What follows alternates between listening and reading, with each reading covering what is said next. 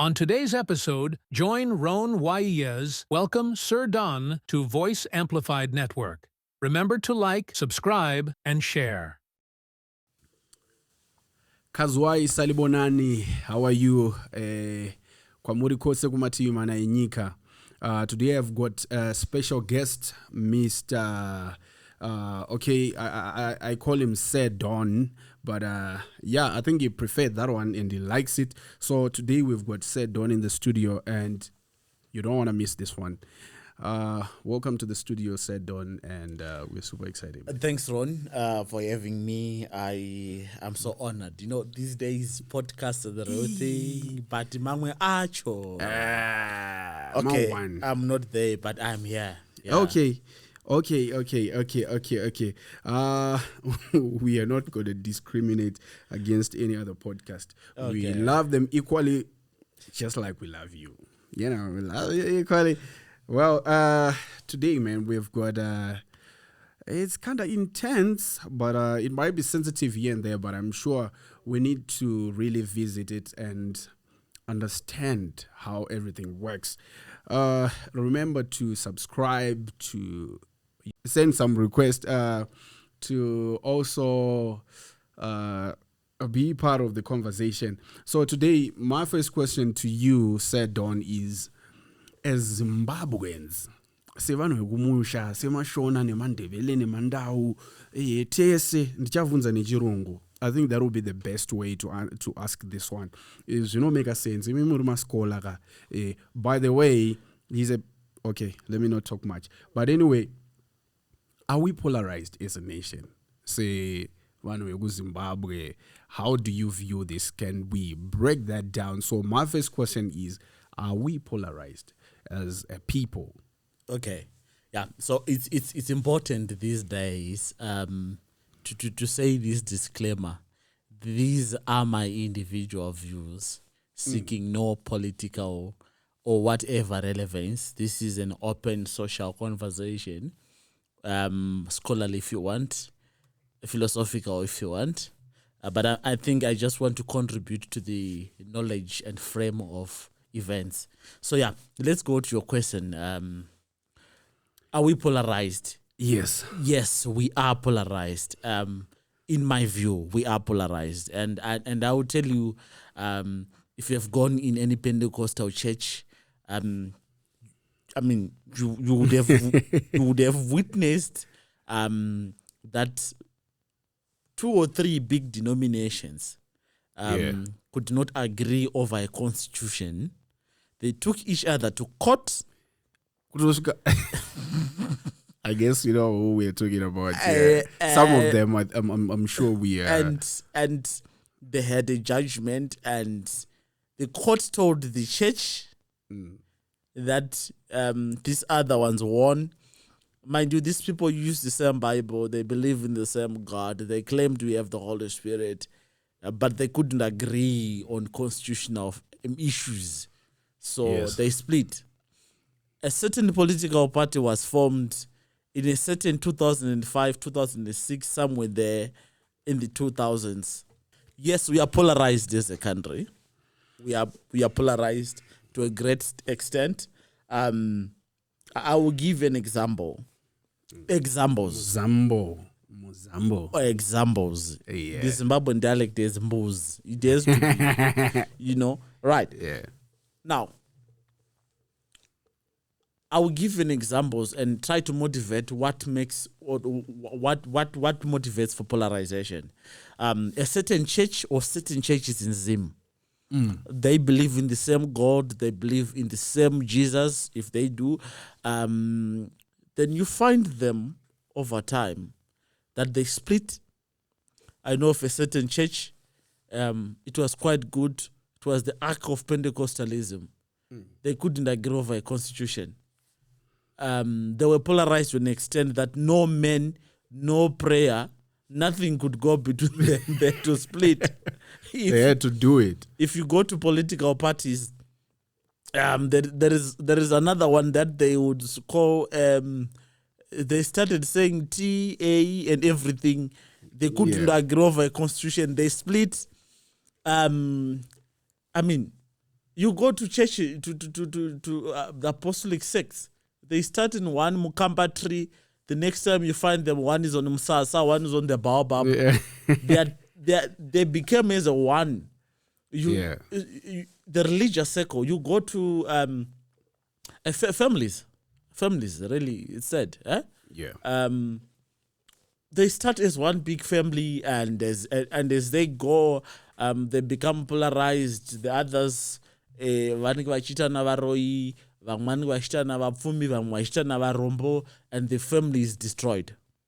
Now, in there sits something very, very serious. But what makes people, what motivates for polarization? Number one, ideological splits, social divisions. Right. This is fueled by emotions. So what happens? I'm giving an example. Some believe we are worshipping a cow. Some believe we are worshipping a god. And over time, those that believe in birds will try to disenfranchise the whole knowledge system, belief system of those that believe in cows. They do it to such an extent that it only does not stop at that point, but wanting to sabotage those that believe in cows, to want to prove that we are the better people.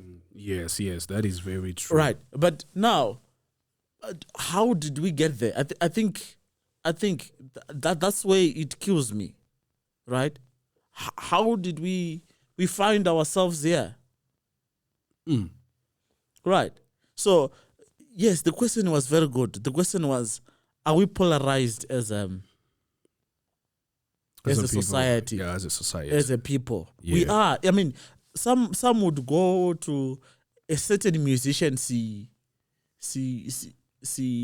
show, then claim that they wouldn't go to this certain person's show, and they state funny, stupid reasons.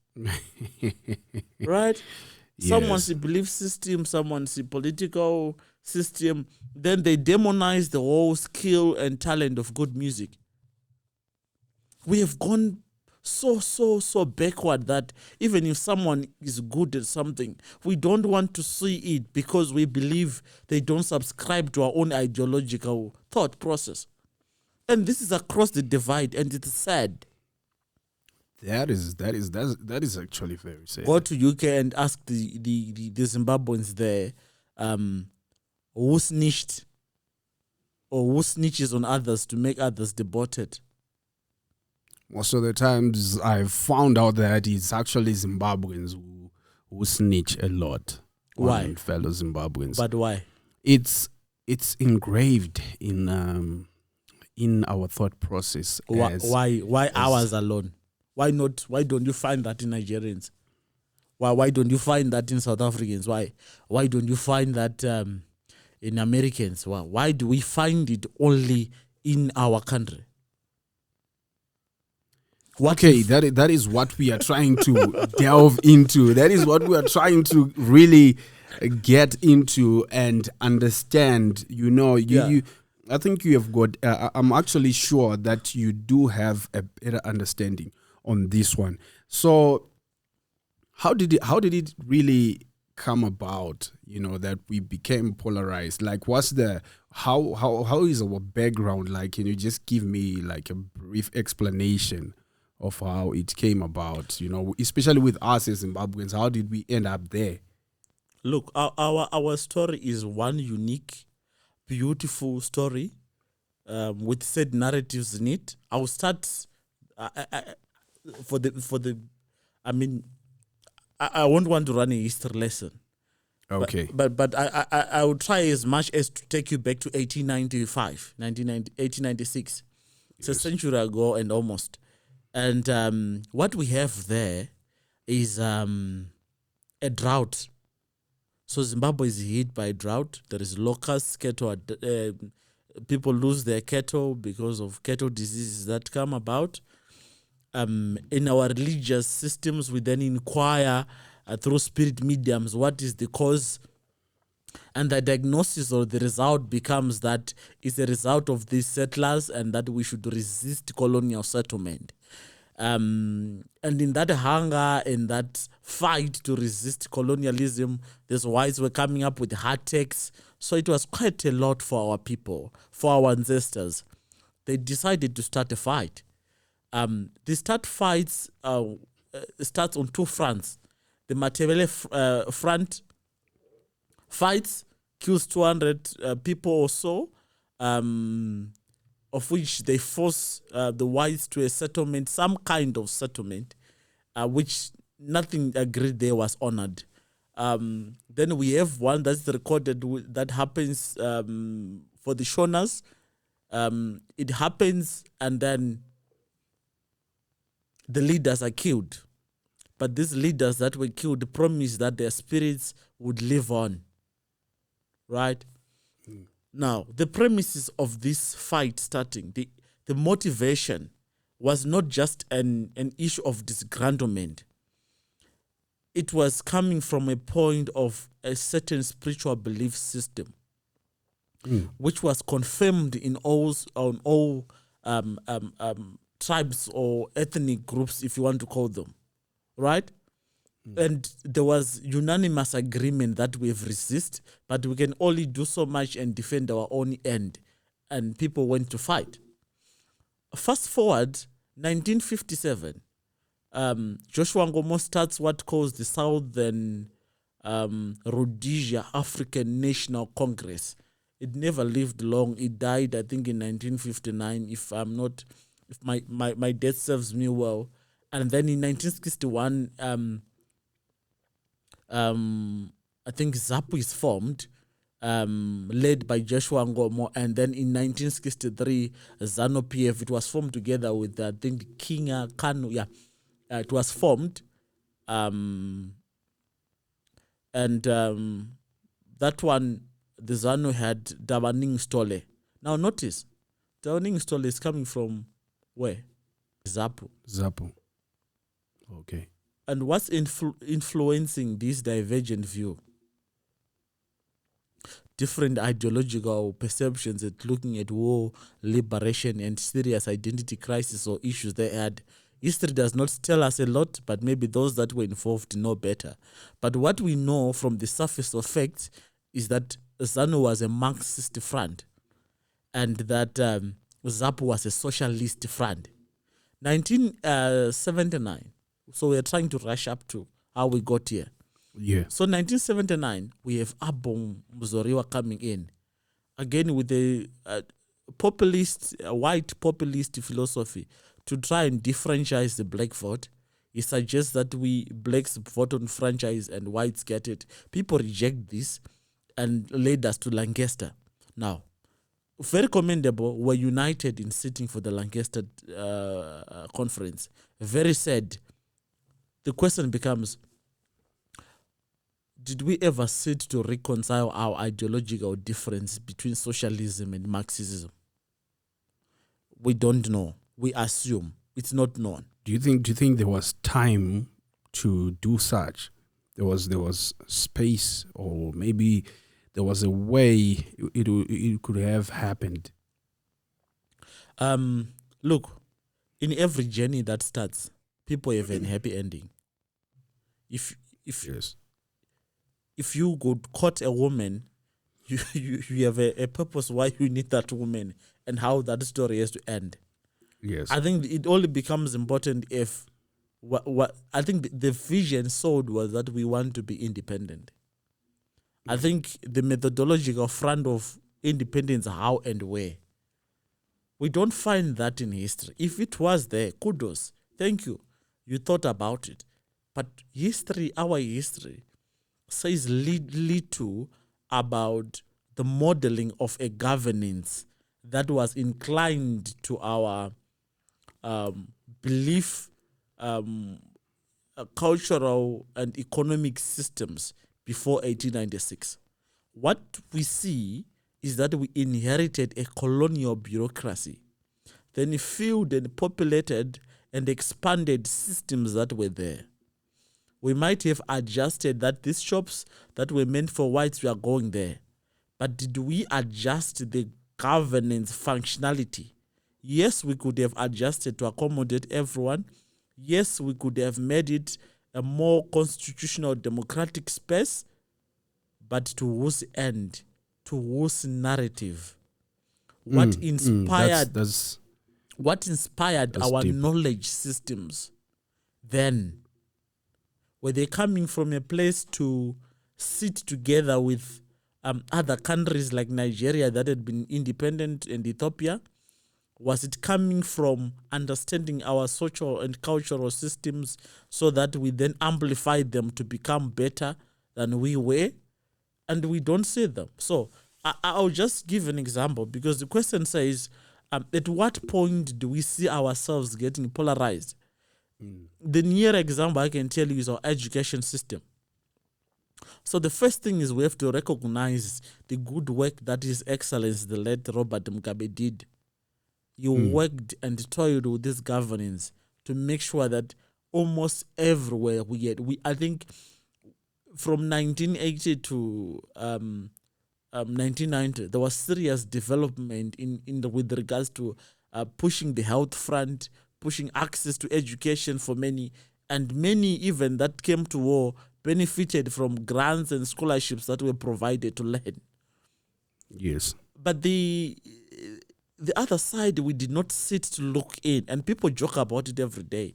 They talk about, we're learning about the thorax, right? Head, thorax, and abdomen. Now, those are good as basis for understanding anatomy and physiology of things. Yes.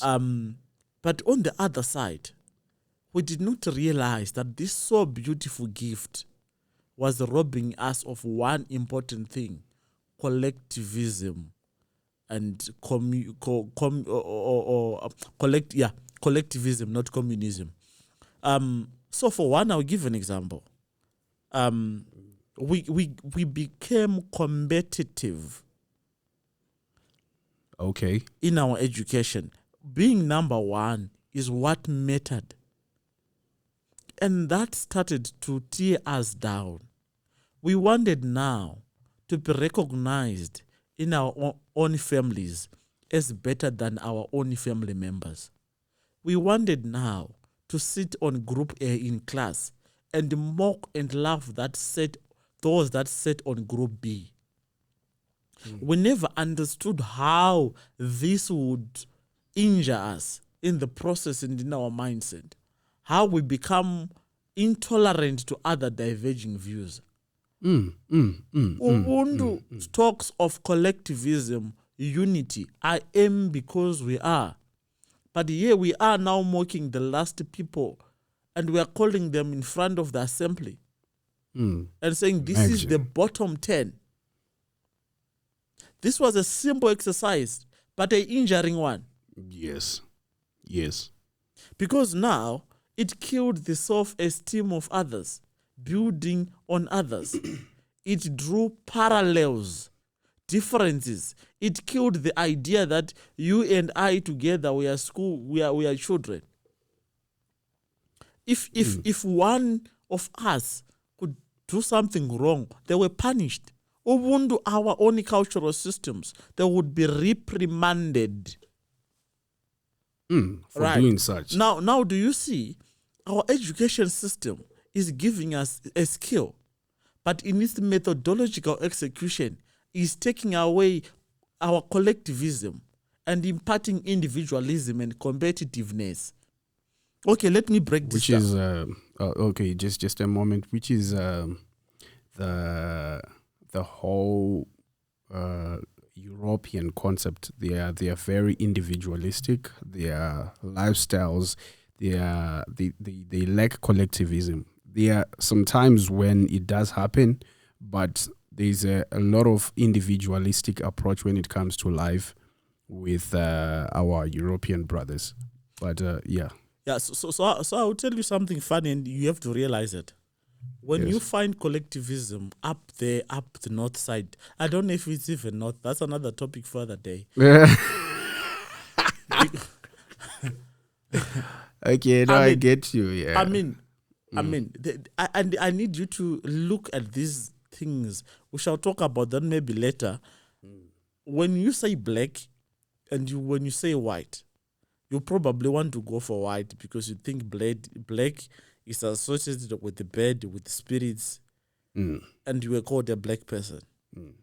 When you say north and south, you tend to think that the north is far up high and the south is down. And we Africans, we are associated with the global south.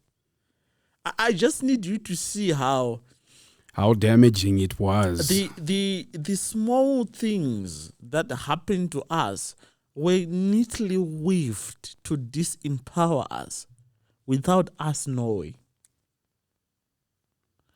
Okay. It's not accidental that we are polarized now. I wanted to actually it's a ask that question. psychological terrain that came with a certain methodological teaching, and this comes from your psychology, your brain and behavior. Yes. Where we talk about intrinsic motivation, when you talk about the types of motivation, the one that goes for reward, the one that goes for punishment. If you beat a child this hard, this child can be motivated, or if you punish them, they can be motivated to do better, evading pain. If you take these number 10s and you put them in front, those that are excellent, then you inspire those that cannot. But what do you realize in the European system? When their child comes to school, they sit with a psychologist. They try and understand how does this child understand information. Some understand graphic information. Some have ADHD, so they have attention disorder. They would rather put their things in a memorable teaching methodology. So those people that sat in grade 10 and those we destroyed their self-esteem, were they really dull? Or we lacked the proper approach to understand their knowledge system and how they understand what we communicate? Do you realize now that as beautiful as education has to the Zimbabweans, it is not empowered us as a community, but empowered us as individuals and destroyed the whole framework of what we call a nation state, community and unity. When you go to report or snitch your fellow Zimbabwean in a foreign country, not that we should condone bad things. No, we should not.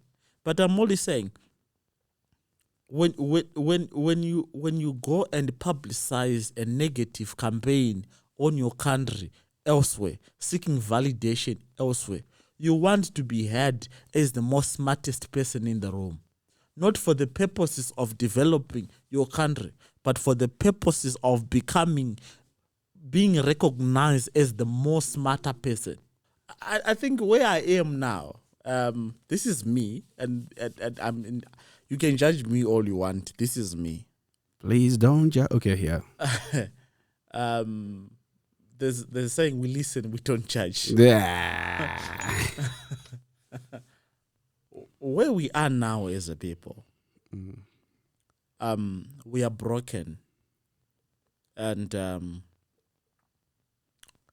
the capitalism and individualism in the family system. When you look at brokenness at a national level, it doesn't start there normally.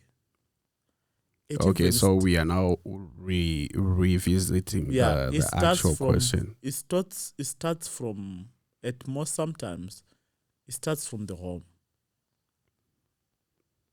And if you have, I read a documentary, and I'll sidetrack and tell you. It says that when the United States occupied Afghanistan, there were very good farmers there. And that documentary says, this was someone speaking, and they said they were selling good produces, but they ended up farming poppy. And they say poppy is the one used to create, to make heroin. But then the said person then says they would then sell this to neighboring countries. And they said the objective of this doing was to corrupt the society there. So when you have a corrupt society, you have a polarized people.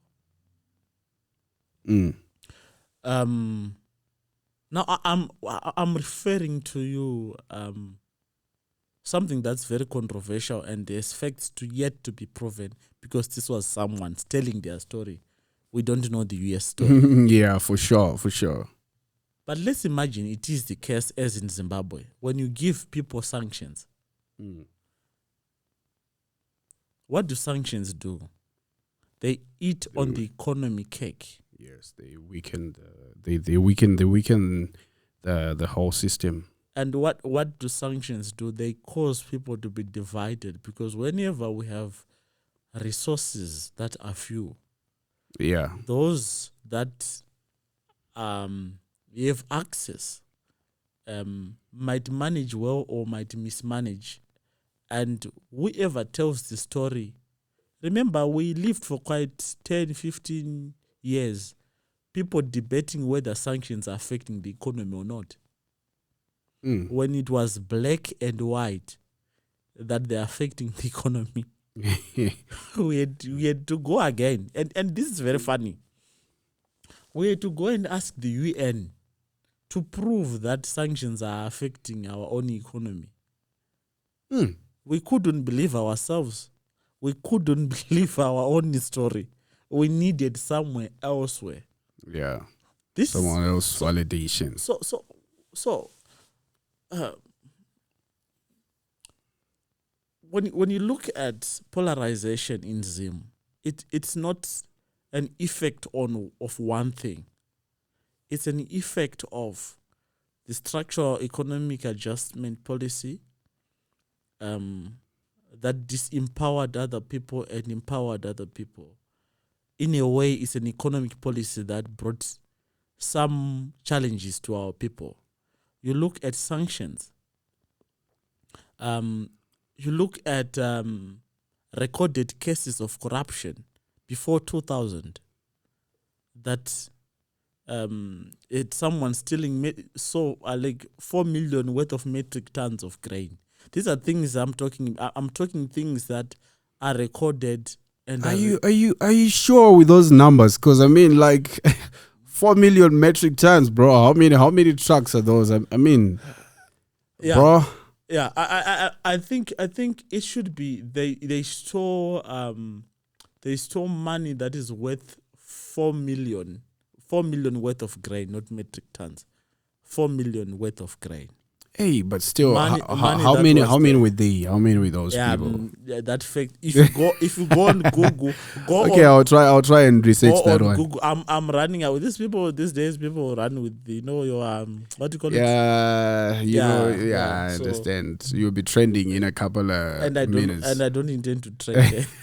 I just intend to have conversations. If it be, I just want to add to the knowledge system.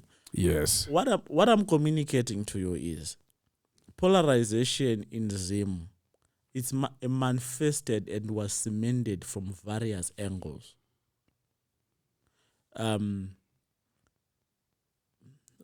It starts from our only political transition, from being wartime political parties to graduating into democratic institutions. It starts from inheriting a colonial bureaucracy.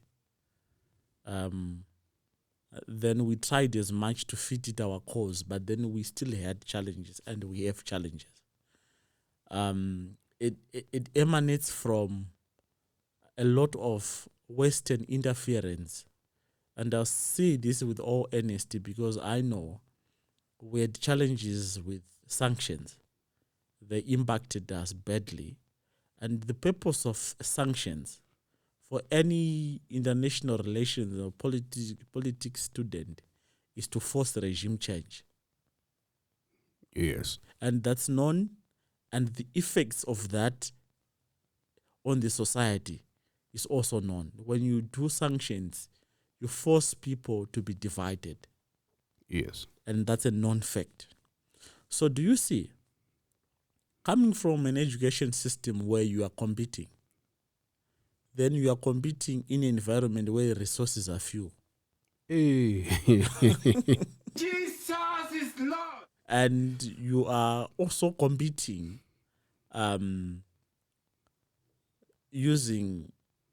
coming from a church that's telling you that your ancestors are demons.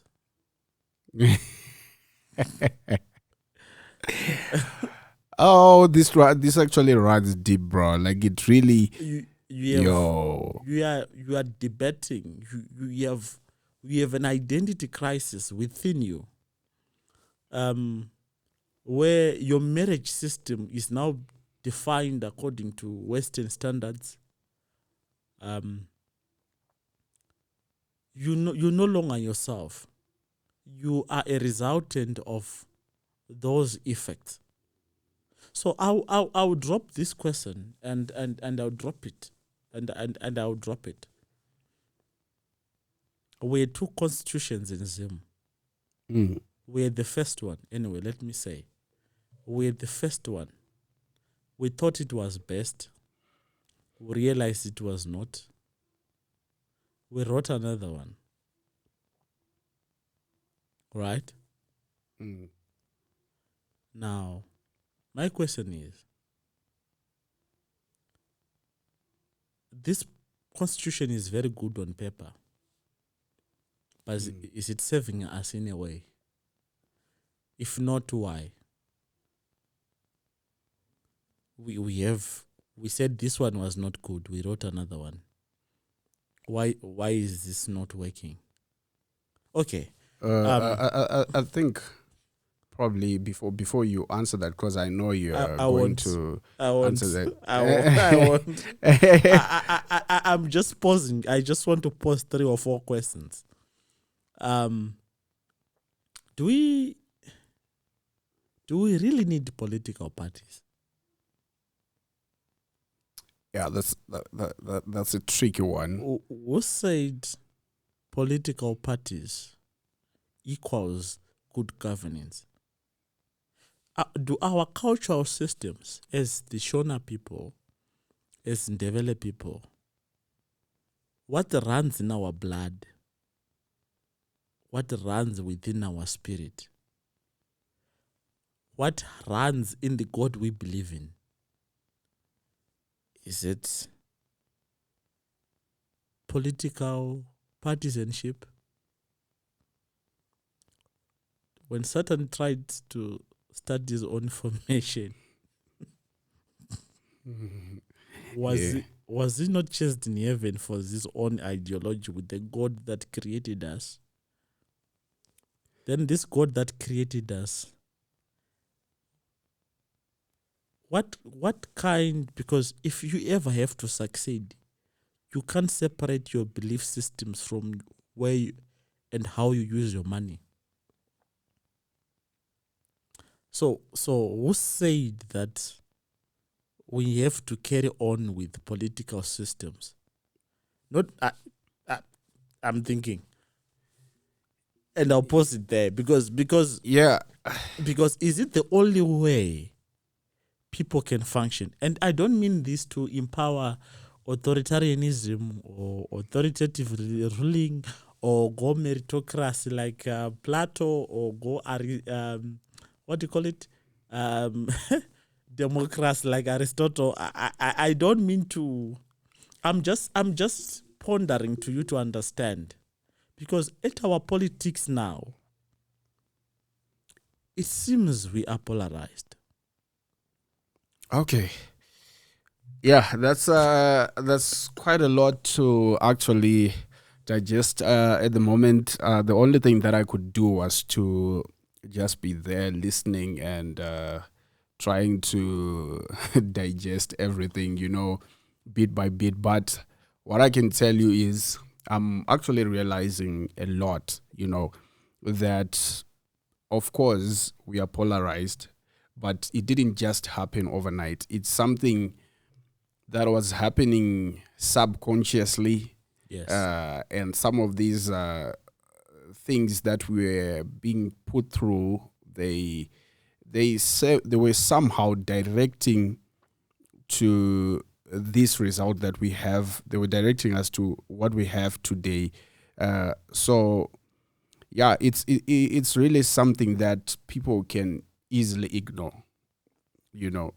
Because like especially us as Zimbabweans or as Africans, we hate we hate investigating how we came about, how, like, if somebody has got a different ideology that is explaining how things happened or what's the reason for this, most of the times there is no room for anybody to listen to you. But I think each and every one of us, if we could go down the rabbit hole, understanding who we are and where we were coming from, especially from those that are heading institutions that help hold the society together. I'm talking about preachers. I'm talking about people who stand in front of people saying or even performing. Those are the voices that are supposed to direct people to who really we are and how we have come to this place, this space that we are in or at right now. So just to ask, I would kindly request you to drill into contrast between Ubuntu and the current system of, I don't want to say governance, but how we operate currently. Can you just contrast that so that we understand maybe this is something that goes beyond when the settlers came in, So we have to understand who we were before we become what they made us to be right now, which is, we're so competitive and, we're always trying to compare each other to see who is better. And we normally take the idea that we collectively think that it's the better idea. How did we come about? How did we end up here? Okay. You see,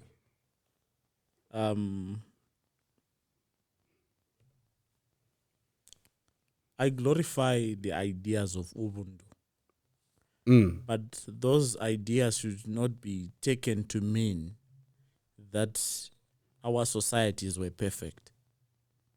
Yes. We had conflicts on ethnic levels as a people. We fought wars as a people. And our wars were resource-based and power-based. Sure. But within the